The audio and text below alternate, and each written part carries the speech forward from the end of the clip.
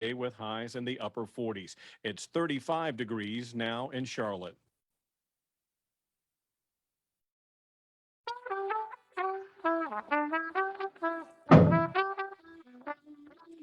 This is Charlotte Talks. I'm Mike Collins. Just when we thought we'd gotten a handle on the COVID pandemic, the Omicron variant began to surge through the population. Much more contagious than previous variants, it has spread throughout the country, resulting in record numbers of cases. Worse, hospitalizations are setting records. In recent days, they have topped 4,000 in North Carolina alone, according to our state's Department of Health and Human Services. That broke the previous record set last January. Mecklenburg County also set a new record for hospitalizations. It too broke a record set last January. Despite that, the county public health director describes Charlotte area hospitals as strained but stable. Still, we wanted to get a more detailed picture because in many areas, this latest surge has exacerbated a growing problem among healthcare workers, burnout.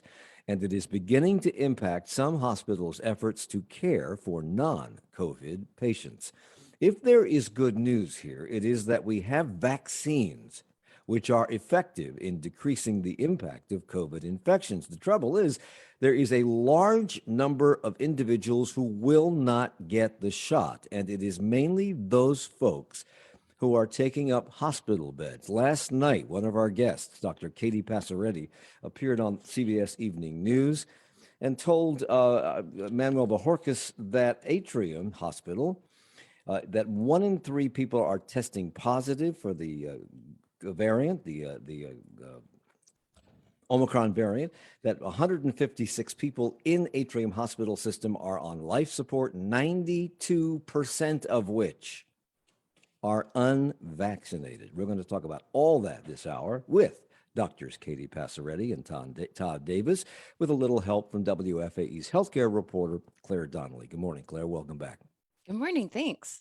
Dr. Katie Passaretti is an infectious disease physician and Vice President Enterprise Chief Epidemiologist at Atrium Health. Thank you for joining us again. Good morning. Thank you. Good morning. And Dr. Todd Davis is the Chief Physician Executive at Caramount Health. Good morning and welcome to you. Good morning, Mike. Thank you. So, Claire, I just gave a few of the numbers out, but, the numbers change all the time. Do you know where we stand right now in terms of the number of cases, the number of hospitalizations in Mecklenburg and around the state? Yeah, so I do know, you said topped 4,000. That actually, we topped 4,000 on January 12th, looking at my spreadsheet here. So actually, as of yesterday, we had 4,630 people in the hospital. That's a new record high for North Carolina. We're just breaking record highs with hospitalizations. Actually, in terms of cases reported yesterday in the state, we had 31,902. So the record high was 44,833. And as you said, the test positivity rate in the state is 33%. So yeah, 1/3. At the first of the year, North Carolina Department of Health and Human Services Secretary Cody Kinsley said this Omicron surge had him concerned about our hospitals and their ability to handle the influx of patients. We are concerned both for patient care and for staffing. We are in close contact with hospital leaders to manage capacity and provide support through our patient coordination system if needed. But more recently, Mecklenburg County's new health director, Dr. Raynard Washington, described our hospitals as being strained but stable, as I said in the beginning, in part because fewer patients require intensive care.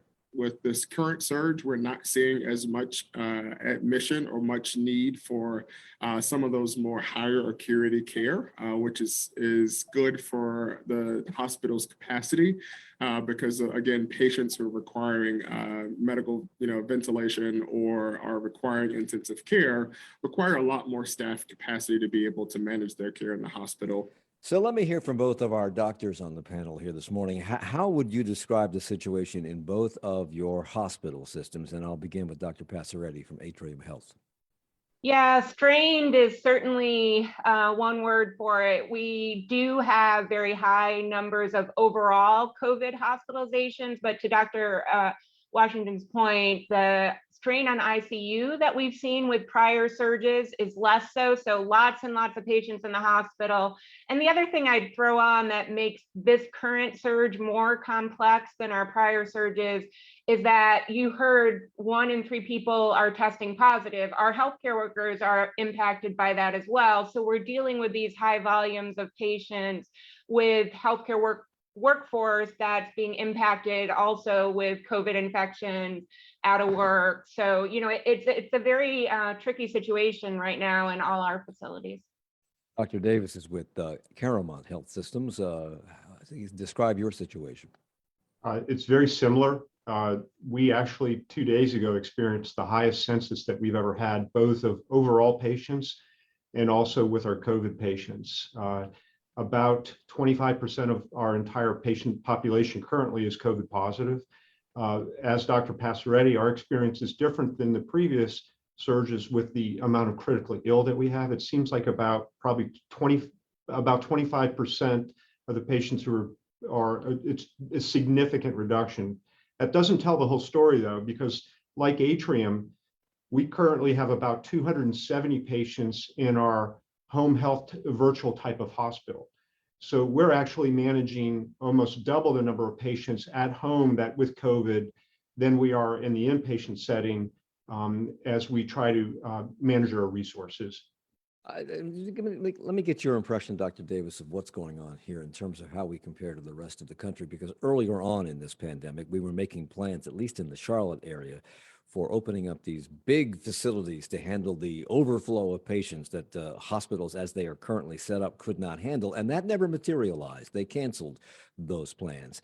And yesterday evening, CBS reported again that some hospital systems are overwhelmed by this. Oklahoma City has zero ICU beds available. Once again, we're not reaching that. How do you explain that? How would you compare us in terms of what we're experiencing in terms of the flood of patients as compared to the rest of the country, Dr. Davis? I think it's a really complex answer, and it's multifactorial. I actually think our numbers probably compare to a lot of the areas in the country. There's a significant amount of collaboration the health systems have here. And I think we're fortunate with that. So there's continuous communication and how we're trying to make resources available for our community. The other thing is, just to give you an idea, our census, we have many more patients in our house than we really are licensed to take care of, as do most systems throughout the region and the state and the country. But it's a muscle that we've learned how to use. So we have things that we call pop-up surge units. So when our numbers go up significantly, we open up new areas in our hospital to provide care for patients. Fortunately, we have space, so we're not going external, putting them in tents or external facilities. But we are managing significantly more patients than we ever have before. Our experience here is the same as any other facility in the Charlotte-Mecklenburg region as well. But again, I think as a healthcare systems, we've integrated, we've collaborated well, but the muscles that we have, the muscle memory that we have in managing these types of things are very, very different than they were 2 years ago when this first started and we saw the disasters that were happening in Manhattan and New York City. Following up on what Dr. Davis just said, Dr. Passaretti, we mentioned earlier that there are 156 people within Atrium on life support. Compare that to a pre-pandemic normal time period. How many people would be on life support outside of this pandemic on a normal day? Well, we may still have I think the issue is more the chunk of patients on life support that are due to COVID rather than some other reasons. Our ICUs are hopping on a good day, you know, without COVID pre-pandemic, but we're layering those patients on top. So, you know, the answer is 0 patients with COVID prior to the pandemic. So that's 150 on top of an admission for flu, an admission for a trauma, an admission for all those other things. And we also talked about the vaccination rate, that 92% of the people on life support are unvaccinated. We have these vaccines. Apparently, despite breakthrough cases, they may not prevent you from getting the virus, but they will probably prevent you from becoming seriously ill or from dying. if we had a higher vaccination rate, oh, let's say 100%, if everybody in the country had gotten the shot and the boosters, what would the situations be in our hospitals right now, Dr. Passaretti? Yeah, absolutely. So, regardless of variant that we've seen along the way, the unvaccinated are bearing the brunt of more severe disease. So higher vaccination rates keeps more patients out of our ICU setting. Vaccines aren't 100%, so we certainly see mild breakthrough cases, but they continue to perform excellently at doing what we need them to do to keep healthcare running, which is keep people out of the hospital, keep people alive when they get infected with COVID. So definitely encourage vaccination. If you've been vaccinated, get boosted. So, Claire, we've talked about this many times that the messaging on this virus has been confusing, in part because everybody, including the health professionals, are learning about this virus in real time. And so what they're advising us has changed over time, and that has lessened trust in that, along with all the politics surrounding everything with regard to this disease, which has lessened trust in this. But vaccines do work, and yet we have these breakthrough cases. Still, they work. They lessen the severity. Why hasn't that message gotten through? Yeah, I think this is a question a lot of public health officials are puzzling over, right? How long, basically since vaccines have been available, they've been beating the drum of get vaccinated. And then once boosters were available, get boosted. We've seen the CDC effectively change the definition of what it means to be fully vaccinated, right? Now that includes a booster. If you want to be able to not have to quarantine for 10 days after a possible exposure. So, I think this pandemic has certainly been politicized. There's also an issue of control, people wanting to feel like they have control over what they're doing with their bodies and being resistant to being told the best course of action by health officials. So I don't know, Dr. Davis or Dr. Passaretti, if either of you are frontline enough with patients to have really spoken to them about this, but if so, I'm just curious, the patients who are not getting this vaccine, who are coming to you because they are seriously ill with this virus, they've gotten the measles vaccine, they've gotten the mumps vaccine, they've gotten smallpox vaccine. What is the resistance to this vaccine? Why not this one? Have they told you, Dr. Davis? Mike, so my background's critical care in anesthesiology, and I still do practice some anesthesiology. But my scope of responsibility is with our medical group, and we have multiple primary care practices.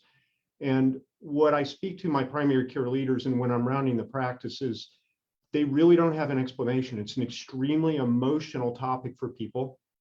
And they tell me that they have less ability to influence their patients on this subject than they've ever had with any other thing that they've been dealing with. We actually, as one of the things I think healthcare has done pretty well is become resilient and changed our tack. So when the vaccines first came out, we were doing massive vaccine campaigns.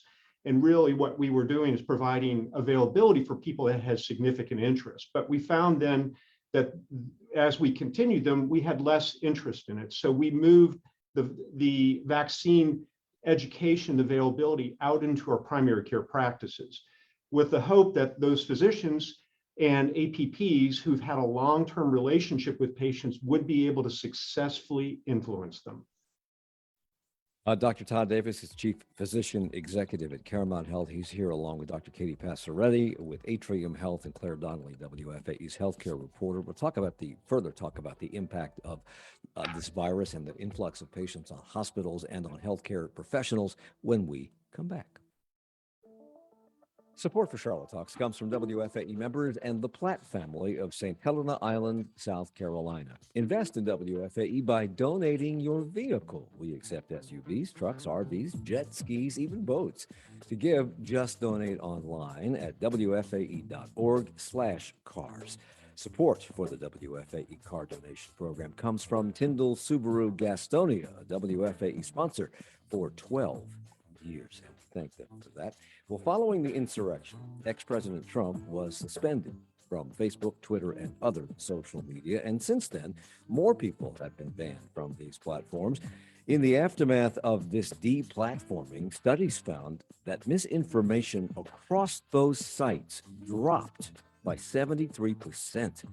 But some people have cried foul, characterizing these moves as restrictions of free speech. So we examined that charge and what free speech looks like in the digital age tomorrow on this program at 9.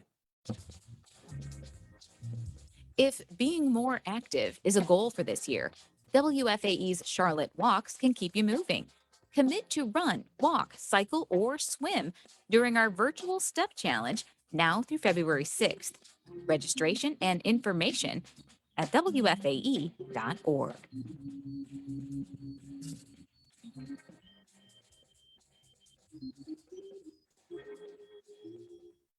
It's Charlotte Talks on Listener Funded, 90.7 WFAE and 90.3 WFHE. I'm Mike Collins. We're talking about the impact of the COVID virus on our hospital systems and our healthcare professionals. Dr. Katie Passaretti is Vice President and Enterprise Chief Epidemiologist for Atrium Health. Dr. Todd Davis is Chief Physician Executive at Caramount Health. And our healthcare reporter, Claire Donnelly, is also with us this morning. Claire, Dr. Anthony Fauci recently said that we are all likely to get this virus, this Omicron variant. And that has led some people to say, well, then to heck with it. I won't get vaccinated because I'm just going to get COVID and be done with it. Just how bad an idea is that and why? Not a great idea. Not a great idea. So as you said, the vast majority of patients in ICUs right now in Mecklenburg, across the country, in North Carolina, are folks who are unvaccinated. Natural immunity from actually being infected with the virus does not last as long as vaccine immunity. So that is not a good strategy. Yeah. And do we know yet, Dr. Passaretti, even though these cases may be milder, even if you've gotten the vaccine, you may get a mild case of this. Do we know how this is impacting the body long term? Like some people who prior to the vaccines are in recovery, but they have gotten long COVID, or damage has been done to organs that is just now appearing. Do we know what this Omicron variant is doing to people, vaccinated or not? Yeah, unfortunately, we're really just as painful as the past couple of weeks have been. We're really only 3 or 4 weeks into this surge with Omicron, even kind of across the world. So we don't yet know whether it has the same impact on long COVID, those persistent symptoms that can go on for months. We know from prior variants that vaccination can actually help with some long COVID type symptoms. So the hope is that, that's not as much of a challenge as we've seen with past variants, especially if you get vaccinated. But the reality is we need a bit more time before we can say for certain. So we know that this virus is lethal. We know that we have vaccines that are effective in diminishing the lethality of this in most cases. We know that it's surrounded by politics, and that's prevented some people from getting the vaccine. It's made people angry about having to wear masks, et cetera. And this has been going on now for 2 years. And the hospital systems in cities and counties around the country have been plagued, overwhelmed by this in some cases, Dr. Davis. Describe what this onslaught of patients and the constant frustration that they have with those patients who are coming in unvaccinated and becoming very ill as a result and dying as a result. What impact has this had on your staff? A wonderful question. Generally, to probably get the best picture, people typically go into healthcare because they want to help. And they are generally very, very compassionate. They don't want to see suffering. They don't want to see loss. So what I think has probably been the most challenging for our healthcare workers through this past 2 years is this immense amount of suffering and loss that our patients and our communities have been going through. And it's been extremely intensive. And so they are struggling with how to manage this type of just this onslaught and tidal wave of just sorrow. Not so much frustration. I think when people are getting tired, it's more because they're just tired of seeing the suffering, and everyone knows that a lot of it is preventable. And the prevention is so much easier than the cure or the treatment when people do get critically ill. But that's really what I'm hearing and seeing more than anything else. It's just the challenge that people have managing the amount of suffering and sorrow they see around them in their daily work. I want to follow up on that kind of the same question, Dr. Passaretti, because it seems to me that people who go into healthcare, particularly into the nursing profession, because they are with the patient more often than doctors are with the patient, that they go into that profession because they have a lot of empathy for others. And when they're seeing people suffering, when they see them, young people, otherwise healthy, on ventilators and talking, saying their last words to loved ones on FaceTime, this has got to be a terrible experience for those workers. And we're hearing about stories of burnout and fatigue all over, and sorrow all over the country. So let me hear from you about what your healthcare professionals are experiencing and how they're handling it.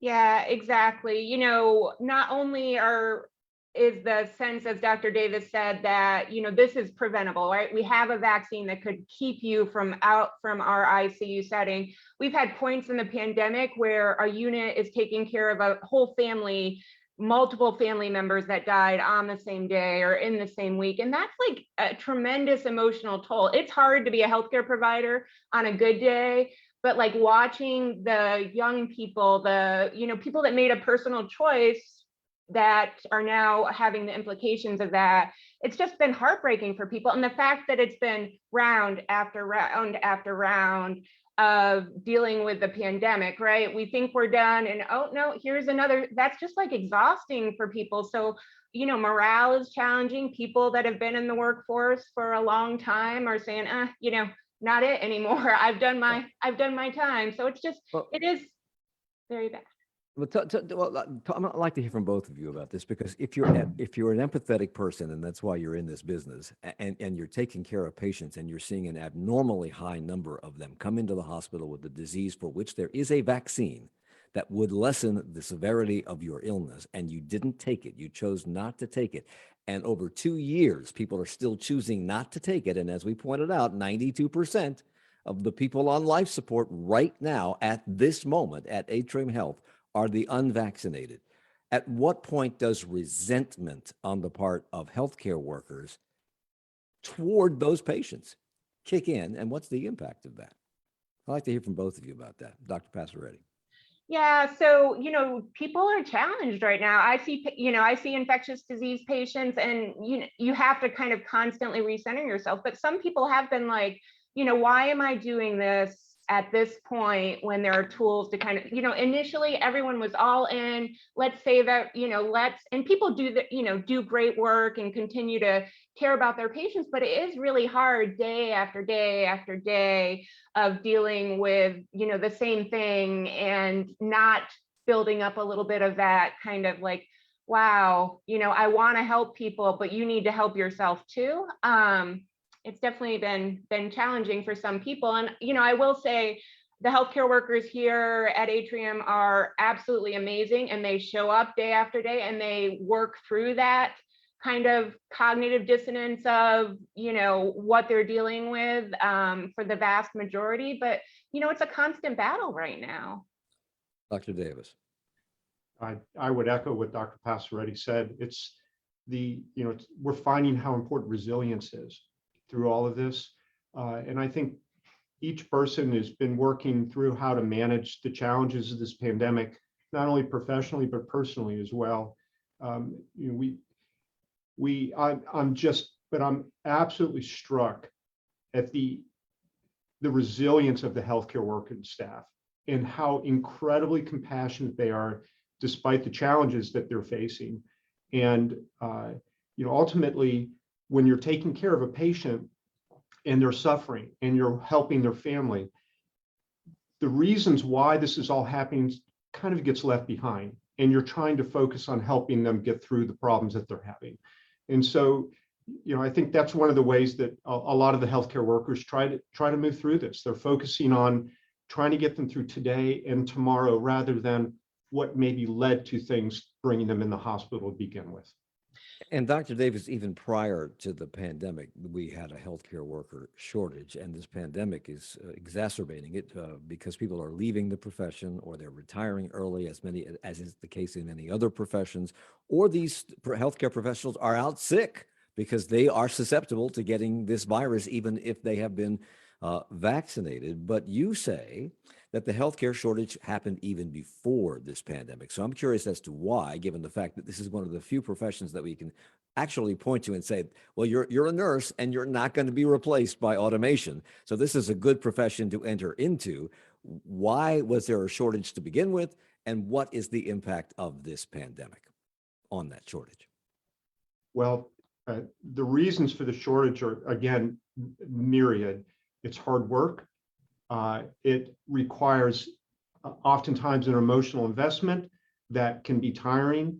It requires in-person work. And we know that a lot of our economy is shifting to where people have flexibility working from home. When you're doing direct patient care, you don't have that option. There is a significant amount of education and certification that has to be acquired in order to be able to take care of a patient in any type of fashion. And so there's a large investment with that. There's a shortage of educational programs that we have. So there's a lot more people interested than are able to get through the educational programs. And so those are just some of the reasons. What we've noticed, though, is because of the sheer volume of patients that we've had and that we're managing, it has exacerbated the shortage. And then the disruption that's occurred through everyone over the past couple of years, and oftentimes resetting priorities and childcare challenges and things like that, people are leaving now. So it's extraordinarily complicated issue. But as your point, we've been dealing with a shortage for over a decade. Do you think that it's being exacerbated also because potential nurses and doctors and other healthcare professionals are witnessing what they're seeing the current crop of professionals working with, and the lack of the politicization of all of this and the lack of people's willingness to get a vaccine, which ends them up in the hospital in critical care. And they're saying, well, why should I even go into this? No one listens to us anymore. You know, that may be regional in some different areas, but I'm struck again by the number of students that we have coming into our facilities and the energy they still bring. My daughter's actually a first-year student in medical school at UNC Chapel Hill. And what we learned with what she told us when she was applying, that the past year they had 30% more medical school applicants they've had in the recent history of this country. So despite all of this, there are still a lot of people that are interested in going to the healthcare fields. And so I'm hopeful because of that. One of the impacts of all this, Dr. Passaretti, are the record patient volumes, which we've talked a little bit about, and that has overwhelmed the healthcare system in many places around the country. And occasionally, I think here in the Charlotte area, it's been really touch and go in terms of being able to handle the influx of patients. But I'm wondering if we have also faced what some other hospital systems around the country have faced, and that is not being able to handle patients with non-COVID related conditions, either surgeries or therapeutic care within a hospital that requires a bed. What has been the impact of your ability to handle non-COVID cases because of COVID cases?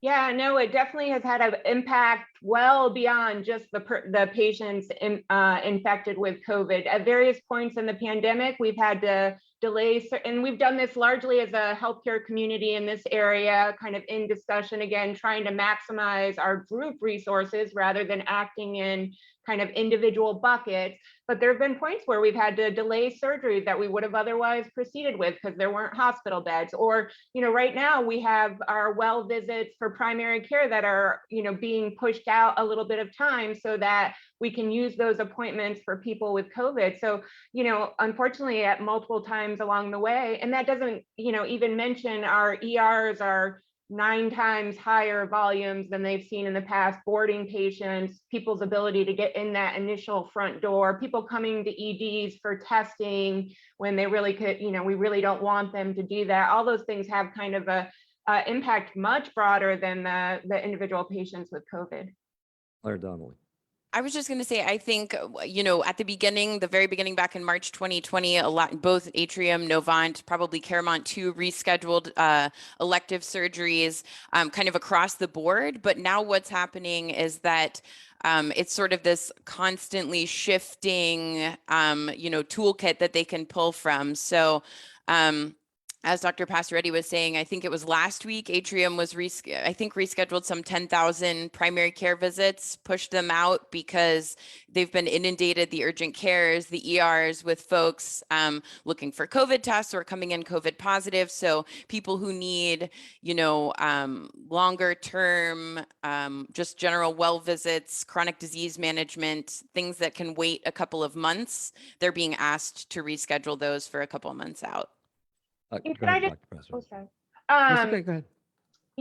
That works as an emergency strategy, right? But that means your kid didn't get their measles vaccine on time, or your patient with cancer didn't get their surgery, got delayed a couple months, so it just and then we're now 2.5 years into this. So it just layers upon layers upon layers of impact across the community.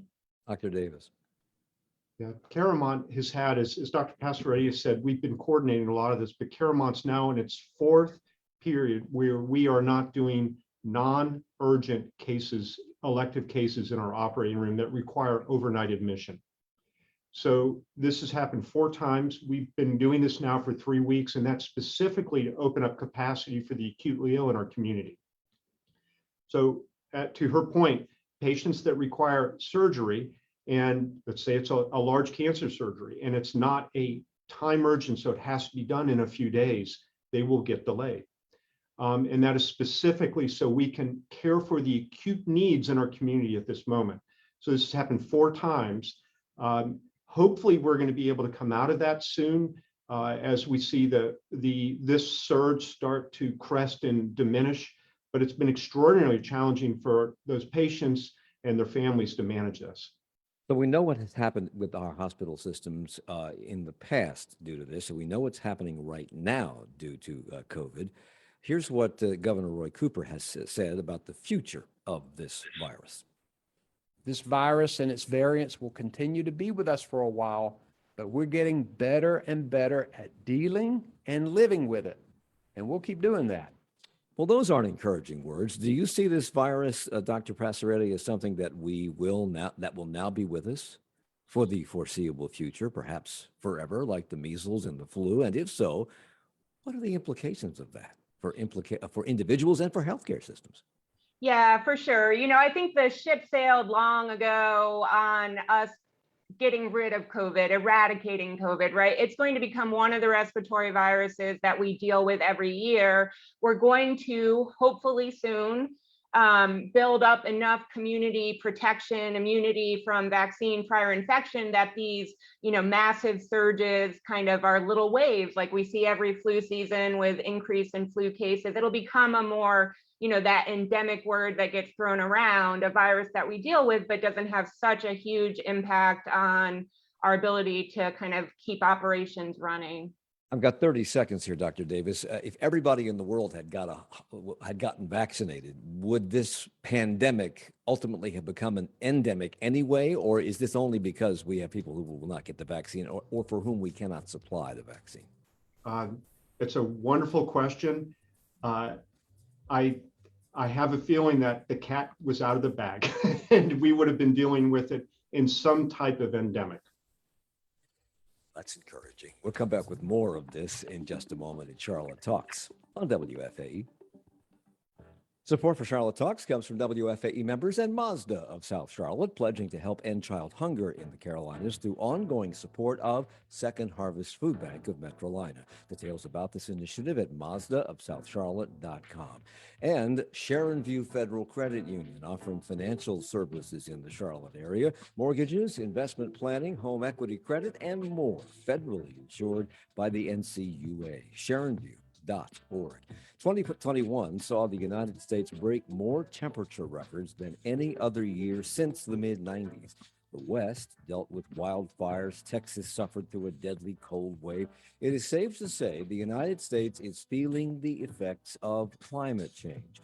We're going to hear from the mayor of Fort Worth, Texas, and they'll be talking about how other big cities in the U.S. are preparing for the worst, coming up in 20 minutes at 10 o'clock on 1A. And we'll continue our conversation in 30 seconds.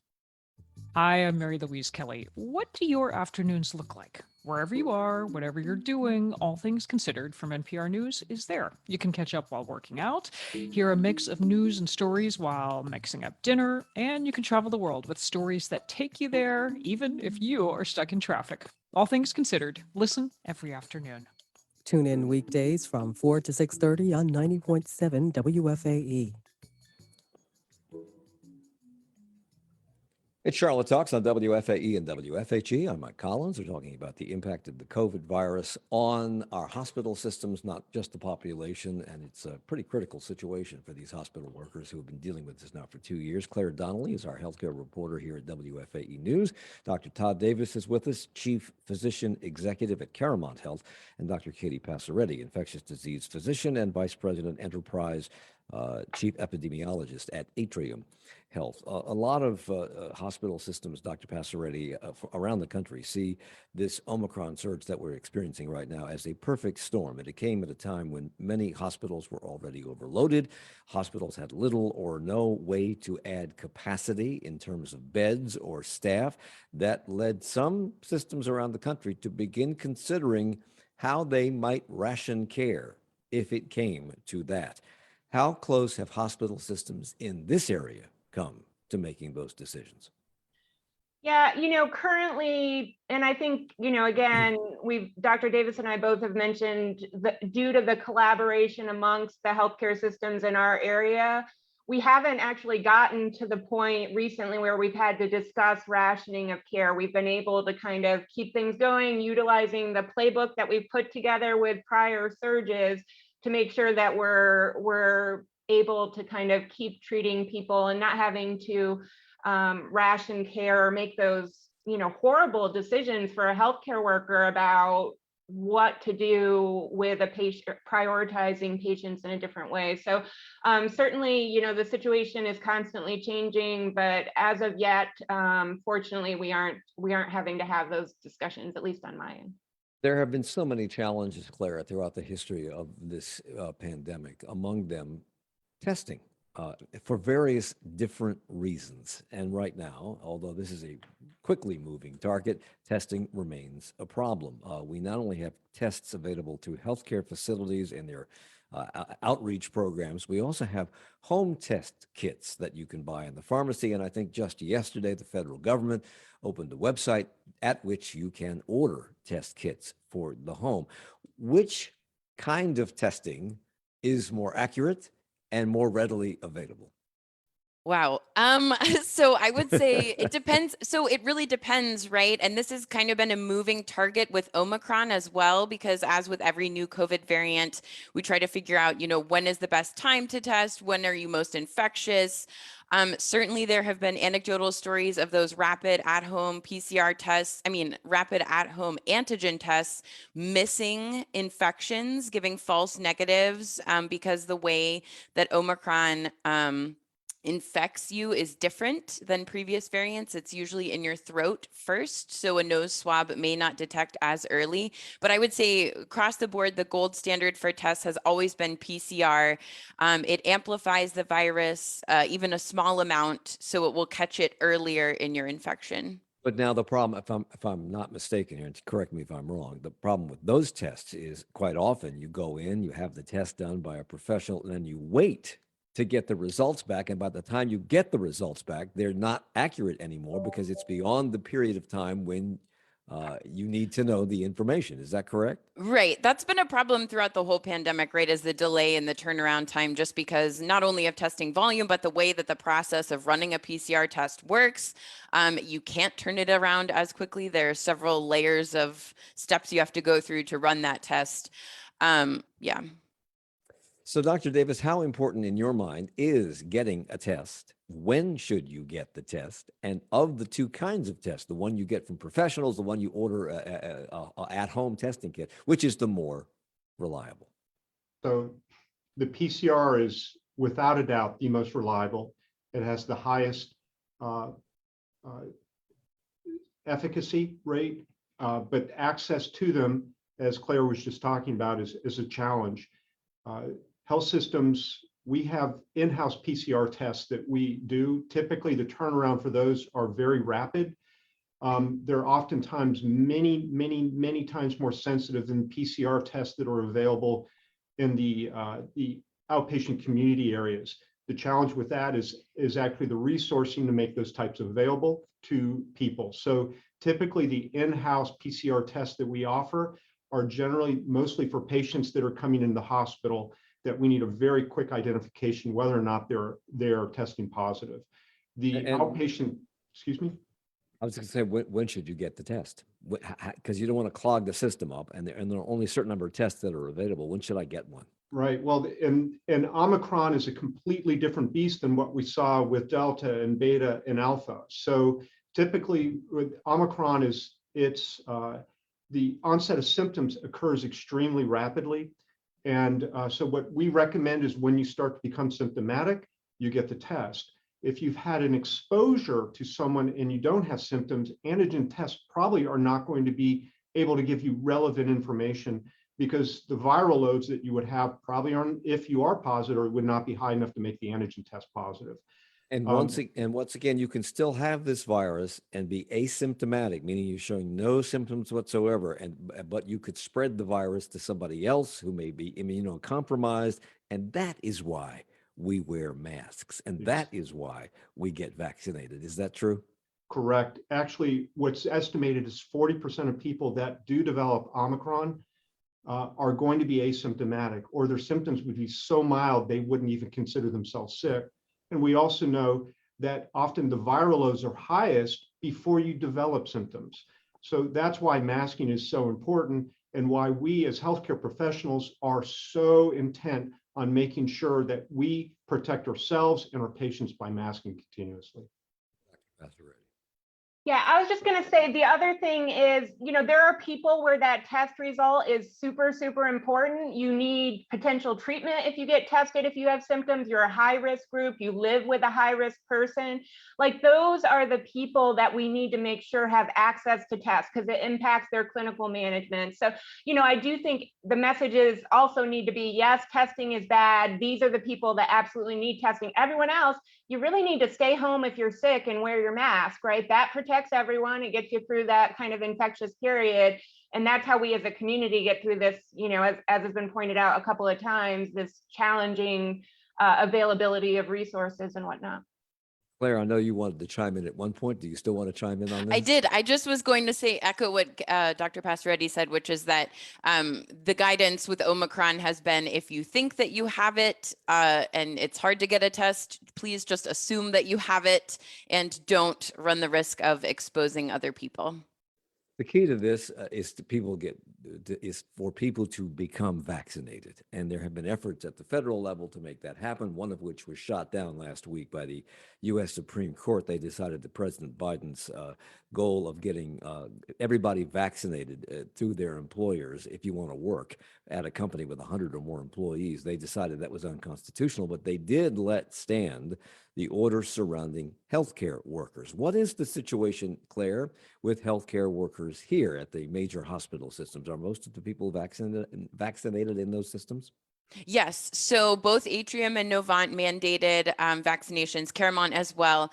The interesting thing is with this shifting definition of fully vaccinated, whether boosters will become mandatory. I'd be curious, Dr. Davis and Dr. Passaretti, what the plans are with that at your systems. Sorry, Mike, not to. That's okay, because that was going to be, no, that's fine. That was going to be my next question, because I know that at Novant, for which we do not have a representative here at the moment, but neither Novant nor your system, Atrium, at the moment are mandating COVID booster shots for employees.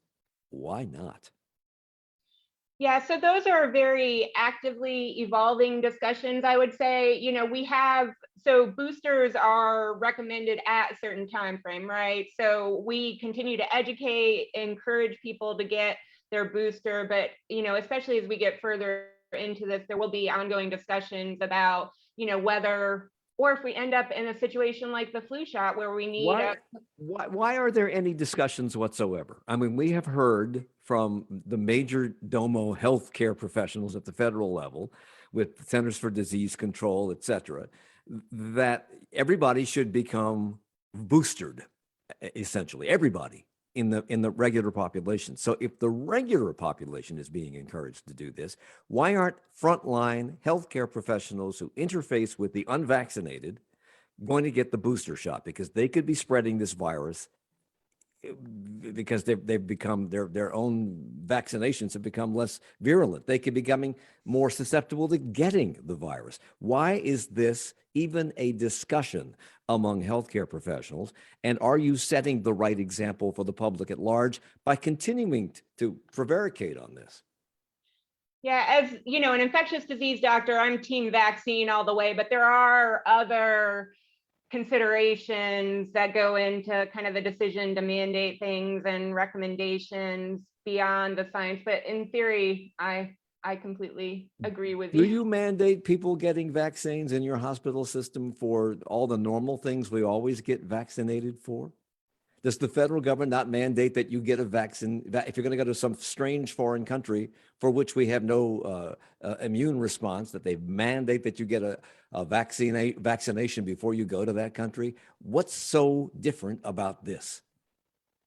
You know, I think it reflects back, and Dr. Davis may have additional comment, it reflects back to the politicization of this whole pandemic, challenges with workforce, maintaining workforce and whatnot. You know, we've all mandated at least getting the initial vaccines. And I think it is, you know, it's a multi-layered discussion as you know, inadequate of an answer as that is, but it's definitely challenging. Well, Dr. Davis, I'll put you on the spot. Again, I don't know what your situation is at Caramount. I don't know whether you're mandating booster shots or not, but why wouldn't you be? Yeah, so we mandated, as the other systems in the region, we moved together and mandated the vaccinations to protect our staff and to protect our patients. We're considering what our next step should be. We, like other systems, are challenged with the environment of what's happening. We're doing a tremendous amount of education, trying to educate our folks. But to be honest with you, our workforce is like the public. And there's a lot of divisiveness in the public about vaccines, and our workforce is not exempt from that. And so when we do these things like this, that there may be significant resistance, we have to do it in a thoughtful way and not outrun our staff and not outrun our healthcare workers. So we're able to bring them along. A lot of people in the general public don't understand science, and they believe in the big lies that have been told by the previous administration about almost everything. But your people, frontline workers, are scientists in their own right. They studied science to get through medical school and nursing school. I don't understand how they don't understand the science behind this and how they let the politics get in the way of their medical understanding. It makes no damn sense to me at all. I wanted to chime in and just add something about, you know, the large hospital systems also not being able to afford to lose any staff. So we saw with Novant, you know, the folks who did not comply with the vaccine policy, which included getting a approved medical or religious exemption, that, you know, 375 people lost their jobs. So the question is, can the healthcare industry right now afford to lose people over people not getting vaccinated? And I don't know the answer. And that is, you know, Dr. Passaretti and Dr. Davis, some of what you're up against. Dr. Passaretti, you just said that you're fully, oh, I'm sorry, Dr. Davis, go ahead before I move on. So Go ahead. to Claire's point, we can't afford to lose a single healthcare worker. Okay. Every person that works in our facility, and this is just not nurses and physicians. This is our nutritionists, our occupational therapists, our environmental support people, our phlebotomists. Every single person is absolutely critical. What we found when we moved through the vaccination policy in a very, again, thoughtful way, providing education, allowing forums to happen, doing Q&As, we had a lot more acceptance from our healthcare workers. And to your point, Mike, I think it's where do they get their information? And information is readily available in so many different fashions, and people go to where they feel comfortable. And so we're trying to provide them information that's based on science, that's based on regulations and guidelines. In your opinion, as a professional, as a doctor, are your staff members and staff members at other hospitals who have been reluctant to get the booster putting themselves or their patients at risk? Dr. Davis. I would say, so I am one of the most risk-averse people you can talk to. And I think in general, physicians are some of the most risk-averse people that you can be around and talk to. So in my mind, if you're not getting vaccinated, then you are putting yourself and the people that you love at risk. I understand that this is a personal choice for many people, and I have to respect that. But at the same time, as a physician, as a healthcare worker, and as a leader in the healthcare industry, I would like to see everyone get vaccinated because I think they would reduce the risk that they have. And I know that you say you're all in on vaccinations, Dr. Passaretti. In fact, you were the first person in North Carolina to get the vaccine when they became available, when the vaccines became available. Is this vaccine that we're getting now and the boosters, are they likely to be as effective against future variants of this vaccine, or would it be helpful if everybody got the vaccine right now, or would that change with the changing variants? Yeah, so absolutely. The benefit of getting a larger swatch of the population vaccinated is you tamp down that spread, that development of variants that significantly impact our community. So there's absolutely benefit. Every new person vaccinated, every new person boosted, adds to our level of protection. So absolutely, benefits that persist even against future variants, right? We've seen the variants kind of chip away at different aspects of vaccines or transmissibility or whatever, but the vaccines still hold up as protecting against severe disease and still provide benefit. And if we can slow down that spread by getting people vaccinated, and it's just, Omicron the COVID wants to continue to spread. So, as much as we can do to shut that down, it's helpful. Dr. Katie Passaretti gets the last word. She is an infectious disease physician at Atrium Health. Dr. Todd Davis is the chief physician executive at Caramount Health. And Claire Donnelly is our healthcare reporter here at WFAE. Thank you all. Charlotte Talks with Mike Collins is a production of 90.7 WFAE. Support for Charlotte Talks comes from